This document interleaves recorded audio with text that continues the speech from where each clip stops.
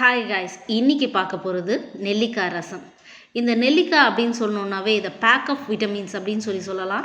ஏன்னா அவ்வளோ விட்டமின்ஸ் இதில் இருக்குது. ஸோ நெல்லிக்காவை ஃபஸ்ட்டு சீவிட்டு அரைச்சி எடுத்து வச்சுட்டு மிளகு சீரகம் சேர்த்து அதையும் தூள் பண்ணி எடுத்துருவோம். ஒரு தக்காளி, ஒரு கொத்து கொத்தமல்லி சேர்த்து நல்லா தட்டிக்கலாம். தட்டினதுக்கப்புறமா 7லேருந்து 8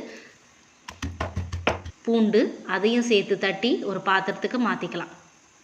இப்போ நம்ம மிக்ஸி ஜாரில் அரைச்ச மிளகு சீரகம், தேவையான அளவு உப்பு, நம்ம அரைச்சி எடுத்து வச்சுருக்கக்கூடிய இந்த நெல்லிக்காவை இந்த மாதிரி ஒரு ஸ்ட்ரெயினரில் வச்சு நல்லா அழுத்தி இதோடைய ஜூஸை மட்டும் நம்ம எடுத்துக்கலாம்.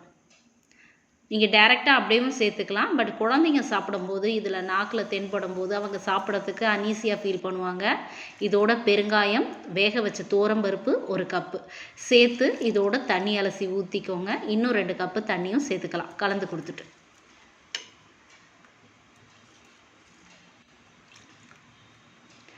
இப்போ ஒரு பேன் சூடு பண்ணிக்கோங்க. அதில் 1 ஸ்பூன் ஆயில் சேர்த்துக்கலாம்.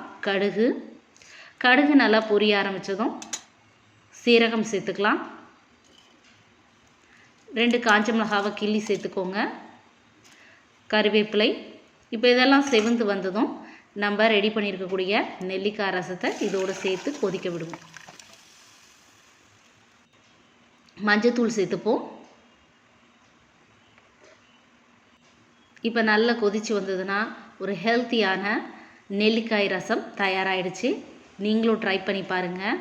உண்மையிலேயே இதில் எல்லா விட்டமின்ஸ் இருக்குது. விட்டமின் ஏ, பி, சி, டின்னு ஏபிசிடியில் இருக்க இத்தனை விட்டமின்ஸ் இருக்கக்கூடிய இந்த ரசத்தை ட்ரை பண்ணுங்கள். தேங்க்யூ.